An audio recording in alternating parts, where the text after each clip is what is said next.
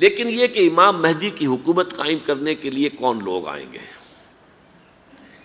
عرب جو ہیں وہ اندر سے کھوکھلے ہو چکے ہیں، عیاشی نے، دولت نے، پیسے نے، دولت، پیسہ، عیاشی، اس کی وجہ سے کھوکھلے ہو چکے ہیں۔ یہاں میں آپ کو دو حدیثیں سنانا چاہتا ہوں۔ سنن ابن ماجہ کی روایت ہے حضرت ابو ہریرہ سے رضی اللہ تعالی عنہ، قال قال رسول اللہ صلی اللہ علیہ وسلم اذا وقعت الملاحم بعث اللہ بعثا من الموالی ہم اکرم العرب فرسا واجودہ سلاحا یوید اللہ بہم الدین، رواہ ابن ماجہ عن ابی ہریرہ رضی اللہ تعالی عنہ۔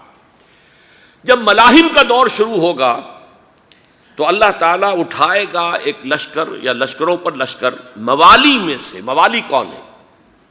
عربوں نے جب فتح کیا تھا اس پورے علاقے کو خلافت راشدہ کے دوران، اور پھر وہ لوگ جو ہے، ایک رائے تو یہ تھی کہ انہیں غلام بنایا جائے سارے آبادیوں کو، لیکن یہ کہ حضرت عمر کا اجتہاد تھا، اس کے مطابق جو ان کو غلام نہیں بنایا گیا تو وہ موالی کی حیثیت رکھتے ہیں۔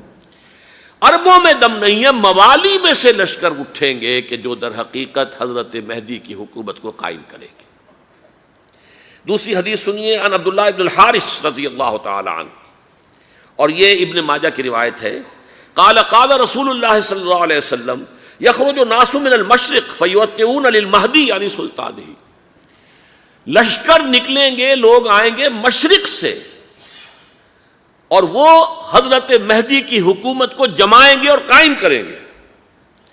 اب ذرا نوٹ کیجئے کہ جزیرہ نما عرب کے مشرق میں کون سے ملک ہیں؟ تین: ایران، افغانستان، پاکستان۔ یہ تین سالڈ مسلم ممالک، مسلم آبادی اکثریت۔ ویسے تو یہ کہ آگے ہندوستان میں 20 کروڑ مسلمان ہیں، لیکن وہ 20 کروڑ جو ہے وہ تو 80 کروڑ کے اندر تحلیل ہو جاتے ہیں غیر مسلموں میں، لیکن یہاں جو معاملہ ہے یہ غالب اکثریت کے۔ ان میں سے ایران کا معاملہ جہاں تک ہے، نمبر 1 یہ کہ وہ شیعہ عقائد کے حصار میں بند ہے، اس سے ادھر ادھر ہونا اس کے لیے ممکن نہیں۔ حدیث میں یہ بھی آتا کہ اصفہان سے 70,000 یہودی دجال کا ساتھ دیں گے۔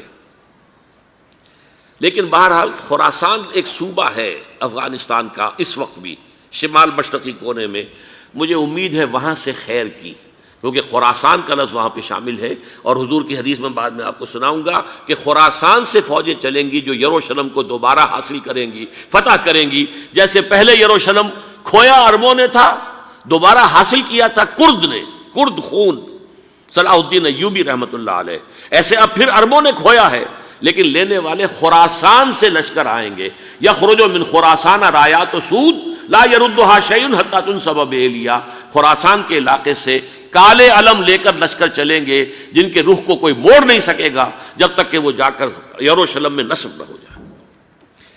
اس کے بعد نام آتا ہے پاکستان کا۔ یہ ہے میری اور آپ کی داستان، اور یہ ہے سبب جس کی وجہ سے کہ میں آپ سے یہ گفتگو کر رہا ہوں۔ اصل میں تو کس لیے؟ محض ایک علمی استفادہ، محض اپنی بات آراء کو ظاہر کرنے کا شوق نہیں، بلکہ یہ کہ اپنی ذمہ داری ہم پہچانیں کہ ہم کس مقام پر کھڑے ہیں۔ دیکھیے، اس پاکستان کے بارے میں یا ہندوستان کے بارے میں علامہ اقبال نے کہا تھا اپنے ترانہ ملی میں، میر عرب کو آئی ٹھنڈی ہوا جہاں سے، میرا وطن وہی ہے، میرا وطن وہی ہے۔ اور مجھے بتایا گیا کہ سنن ابی داؤد میں یہ روایت موجود ہے کہ حضور نے فرمایا کہ ہندوستان کی طرف سے مجھے ٹھنڈی ہوا آتی ہے، اگرچہ مجھے وہ حدیث ابھی نہیں ملی ہے، لیکن حزب التحریر کا ایک کارڈ مجھے ملا تھا، تو اس میں اس حدیث کا اور اس میں ابو داؤد کی روایت کا حوالہ موجود تھا۔ لیکن میں جو چیز آپ کو بتا چکا ہوں وہ یہ کہ الف ثانی کا پورا تجدیدی کارنامہ اس ہندوستان کی سرزمین میں ہوا۔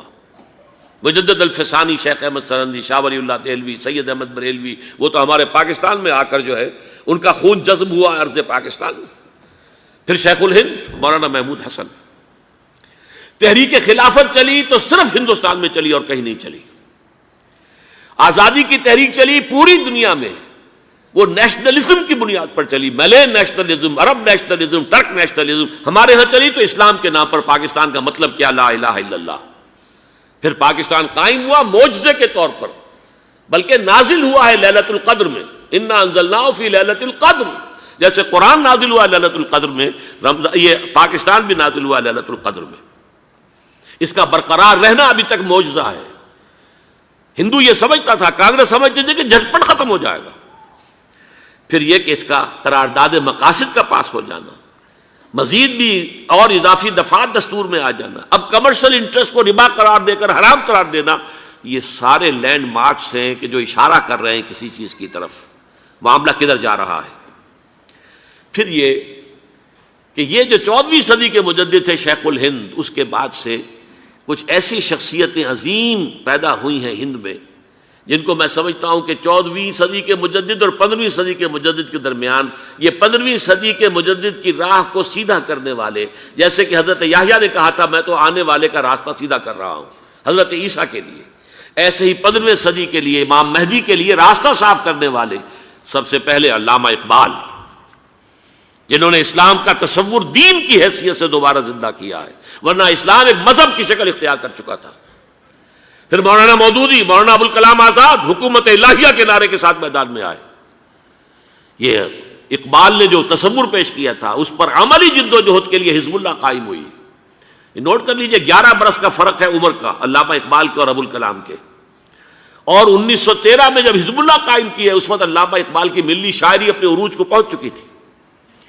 پھر یہ کہ علامہ اقبال کے بعد تعمیل جو ہے اس کام کی وہ ابوالکلام نے کی، لیکن روایتی علماء کی شدید مخالفت کی وجہ سے وہ بددل ہو کر چھوڑ گئے، کانگریس میں شامل ہو گئے، بساط جو ہے حزب اللہ کی انہوں نے لپیٹ دی۔ پھر مولانا مودودی آئے، انہوں نے وہ ڈور جو ہے اس کا سرا تھاما، جماعت اسلامی قائم کی حکومت الہیہ ہی کے قیام کے لیے۔ اگرچہ میرے نزدیک یہ کہ وہ انتخابی اور ایک قومی سیاست کی ایک جماعت بن کر پاکستان میں جو ہے دلدل میں پھنس گئی ہے، اب ہم اس کی کوشش کر رہے ہیں، تنظیم اسلامی اور یہ تحریک خلافت جس کے تحت یہ جلسہ ہو رہا ہے، یہ ساری چیزیں وہ ہیں کہ آپ کو سوائے پاکستان کے اور کہیں نہیں ملیں گی پوری دنیا میں۔ معلوم ہوتا ہے کہ پاکستان کو بہت بڑا رول پلے کرنا ہے اس میں، اور اس کے ساتھ اب جمع کر لیجئے افغانستان کی عمارت افغانستان، اسلامی عمارت افغانستان قائم ہو چکی ہے۔ یہ پچھلے 20 سالوں میں جو کچھ وہاں ہوتا رہا ہے اس سے پہلے تصور نہیں ہو سکتا تھا۔ علامہ اقبال کے فرزند بھی دیکھ کر آئے ہیں، تو اگرچہ وہ خود میں سمجھتا ہوں کہ خاصے انہیں آپ لبرل کہیں، آزاد خیال کہیں، لیکن اس درجے متاثر ہو کر آئے تھے کہ انہوں نے یہ کہا افغانستان میں جو میں نے حالات دیکھے ہیں کہ اگر 2-4 اور مسلمان ملکوں کے اندر یہ نظام قائم ہو جائے تو پوری دنیا مسلمان ہو جائے گی۔ یہ سب کچھ کیسے ہو رہا ہے؟ یہ آنے والے دور کی جھلکیاں ہیں۔ Coming events are casting their shadows before. یہ سب بتا رہے ہیں کہ پاکستان افغانستان کو مل کر اس میں کوئی عظیم رول پلے کرنا ہے۔ اور اس کے ضمن میں اب میں علامہ اقبال کے بارے میں آخری بات کہہ رہا ہوں۔ علامہ اقبال کے بارے میں عام یہ خیال ہے، انہوں نے اپنے خطبات میں مہدی کا اور نزول مسیح کا، حالانکہ میں کل پڑھ رہا تھا مولانا سعید احمد اکبر آبادی رحمۃ اللہ علیہ کا ایک مقالہ ان کا کہ علامہ اقبال نے ابن خلدون کے بارے میں یہ کہا ہے کہ مہدی کا اور نزول عیسیٰ کا دونوں کا انہوں نے انکار کیا ہے، حالانکہ ابن خلدون نے نزول عیسیٰ کا انکار نہیں کیا، صرف مہدی کا انکار کیا ہے۔ بہرحال علامہ اقبال نے خطبات میں انکار کیا ہے، لیکن یہ کہ اپنی شاعری کے اندر میں چیلنج کرتا ہوں کسی بڑے سے بڑے اقبال شناس کو، ان کا یہ شعر ذرا سنیے: خضر وقت از خلوت دشت حجاز آید بروں، کارواں زی وادی دور و دراز آید بروں۔ خضر وقت، امام وقت، رہنمائے وقت، قائد وقت، خلوت دشت حجاز، حجاز کی صحرا کی کسی خلوت گزینی سے نکل کر باہر آئیں گے۔ میں حیران ہوتا ہوں علامہ کے اس فکر پر اور اس مصرے پر۔ یہاں انہوں نے شیعہ اور سنی دونوں کے کانسیپٹ جمع کر دیے۔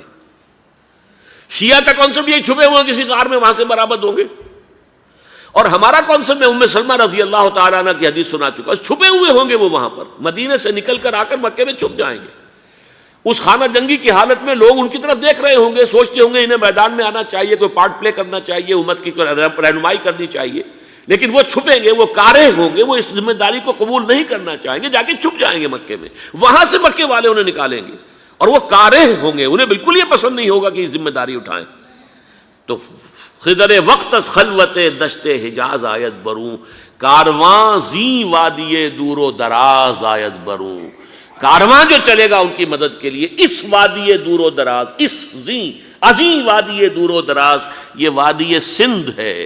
وادی سندھ جو ہے ہم سمجھتے ہیں کہ صرف یہ پاکستان اور پنجاب جو ہے یہ اس میں شامل ہے، سندھ اور پنجاب نہیں، افغانستان کا پورا مشرقی علاقہ اس میں شامل ہے۔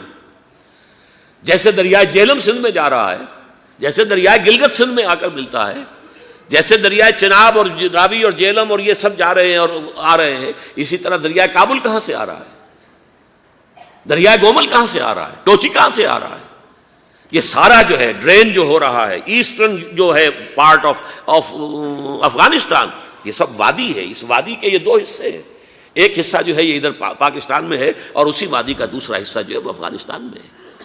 کارواں زی وادی دور و دراز آیت بروں، کارواں چلے گا یہاں سے، یخرج ناس من المشرق یؤتون للمہدی یعنی سلطان ہی، مشرق سے فوجیں چلیں گی کہ جو مہدی کی حکومت قائم کریں گی، اور یخرج من خراسان رایات و سود، اور خراسان سے سیاہ پرچم چلیں گے کہ جن کا رخ کوئی موڑ نہیں سکے گا، حتیٰ تنصب بیلیا، یہاں تک کہ وہ جا کر یروشلم کے اندر نصب ہو جائیں گے۔